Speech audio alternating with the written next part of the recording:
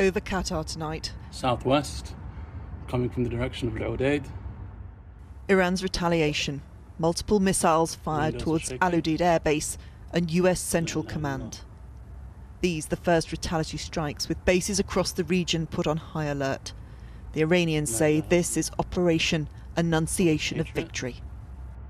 First intelligence suggested imminent attacks on the base the British share with the Americans.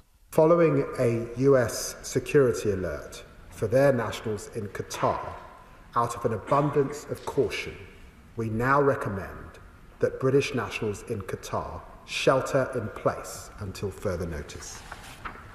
Our Commander-in-Chief, Donald J. Trump. It's just over a month now since Donald Trump visited Al-Udeid Air Base in Qatar as part of his tour of the Middle East, promising commerce over chaos. The events of the weekend have certainly changed that.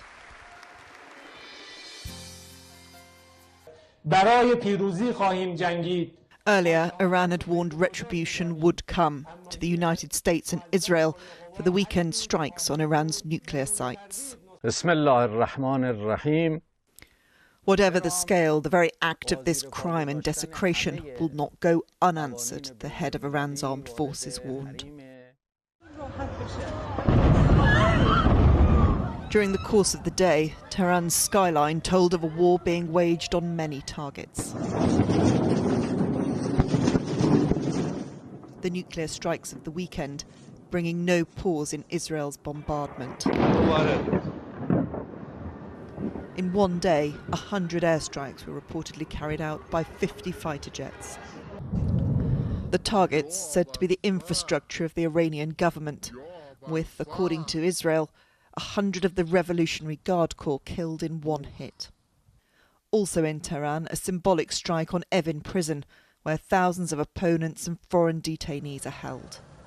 No prisoners escaped, but Israel's message to strike at bastions of regime control was clear.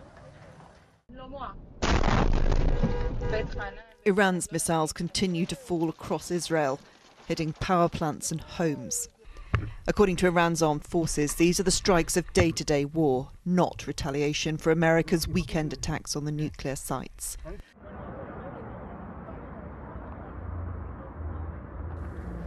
It seems that retaliation is now underway. Emma Murphy, ITV News, Iraq. Situation in Israel, Debbie Edward is in Tel Aviv for us. And Debbie, dozens of Brits have left to be repatriated already, and hundreds are likely to follow. So how dangerous is the situation there?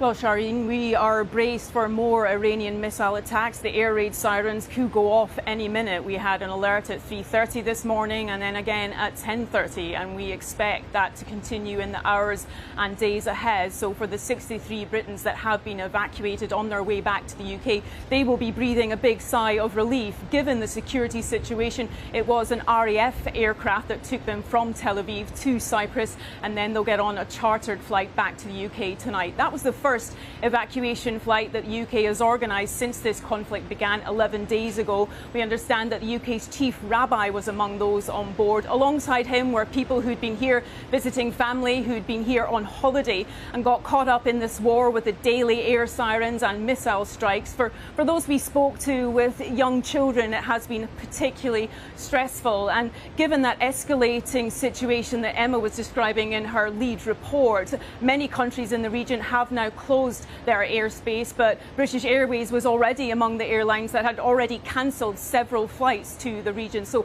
a very worrying time for Britons currently in the region. As it currently appears, there are diminishing safe ways to get out.